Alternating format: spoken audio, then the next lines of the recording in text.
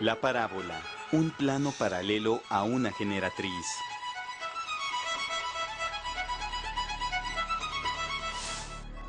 Una trayectoria parabólica.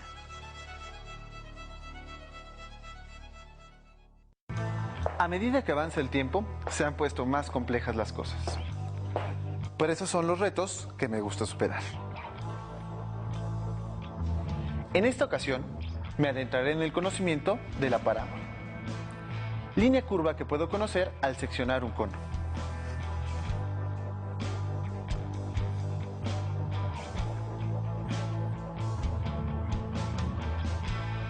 Hago un corte paralelo a esta recta que se llama generatriz y que en su recorrido delimitado por una directriz forma la superficie del cono.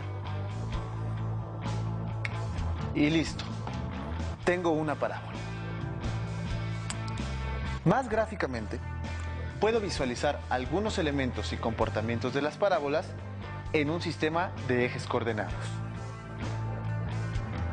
Un foco, una directriz, un vértice y un ancho focal.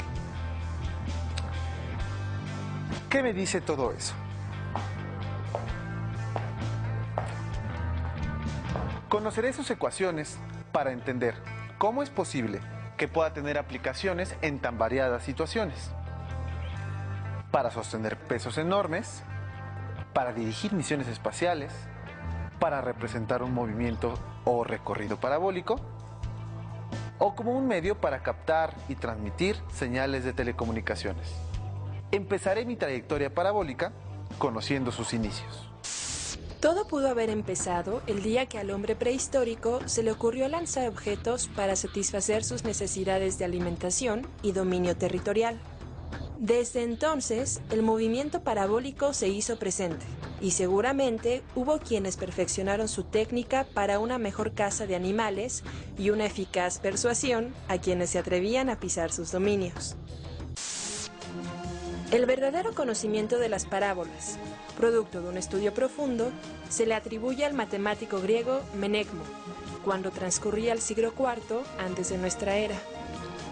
Menecmo, amigo de Platón, descubrió las líneas curvas llamadas cónicas al estudiar la duplicación del cubo. Se dio cuenta que, para resolver el problema, había 4 tipos de curvas obtenidas por la sección de un plano perpendicular a la generatriz de un cono. Pasó el tiempo y Apolonio de Perga, el siglo III a.C., continuó los estudios de Menecmo. Apolonio fue quien le dio nombre a las cónicas: circunferencia, elipse, parábola e hipérbola, definiendo la parábola como la curva que se obtiene al cortar una superficie cónica con un plano paralelo a una sola generatriz. Apolonio demostró varias propiedades de las curvas cónicas, como la propiedad de la reflexión que tienen los espejos parabólicos. Si una fuente de luz incide en un espejo parabólico de manera que los rayos incidentes sean paralelos al eje del espejo, la luz reflejada por el espejo se concentra en el foco.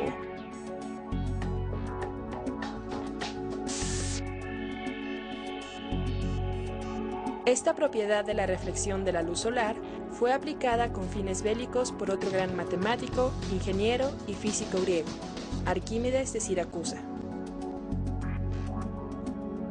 Dice la leyenda que durante la guerra en el sitio de Siracusa, en el año 213 a.C., las fuerzas romanas fueron repelidas por una serie de espejos parabólicos, llamados ustorios. Estos espejos fueron colocados de tal manera que incendiaron los barcos enemigos al proyectar la luz solar. Por eso, se les conocía como los rayos de calor de Arquímedes. Arquímedes también diseñó catapultas capaces de lanzar pesadas piedras por los aires, basándose en el movimiento parabólico. Estos usos de objetos parabólicos y de trayectorias parabólicas continuaron a través de los siglos, encontrándose también otras propiedades no tan beligerantes y sí para construir civilizaciones, como los arcos de grandes obras de arquitectura e ingeniería. Después de estos avances en el uso y conocimiento geométrico de la parábola, llegó René Descartes y el estudio de la parábola como lugar geométrico.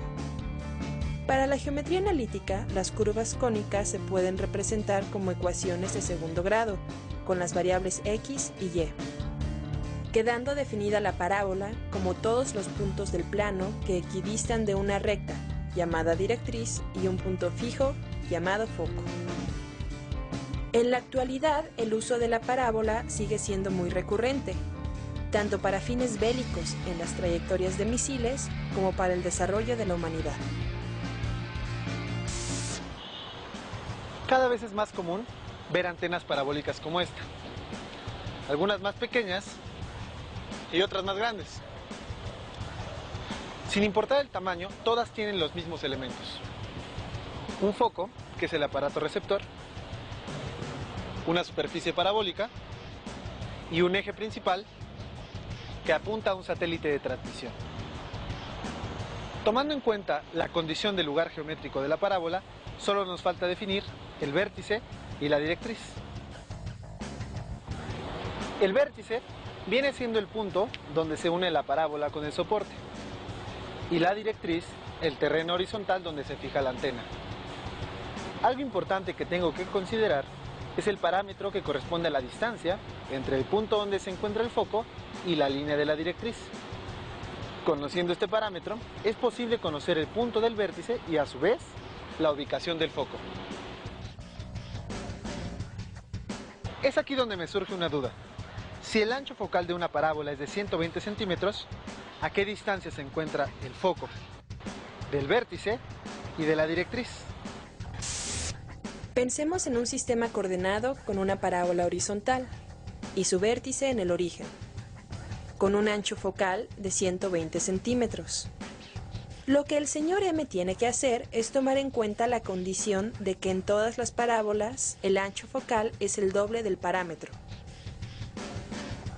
En el caso de esta parábola, si el ancho focal es de 120 centímetros y es el doble del parámetro, entonces el parámetro es 60 centímetros. Hay que recordarle que el parámetro es la distancia entre el foco y la directriz, y que a la mitad de esa distancia se encuentra el vértice.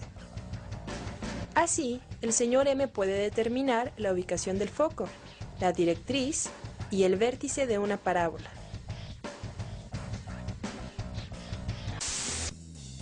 Antes de resolver las interrogantes del señor M, veamos cómo se construye una parábola con hilo y clavos.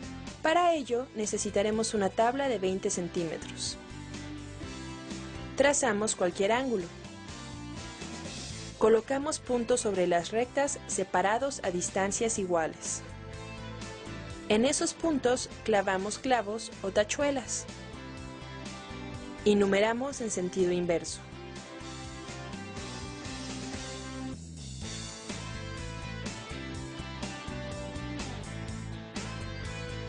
Unimos con hilos de colores los clavos.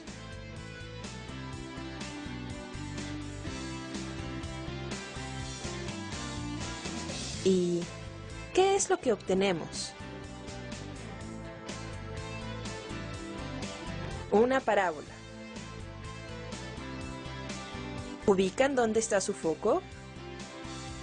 Esta construcción de parábolas es más vistosa si ocupamos hilos de diferentes colores y trazamos varias parábolas. Háganlo y verán una aplicación creativa y lúdica de la parábola. Otra forma de construir una parábola es con dobleces en un papel.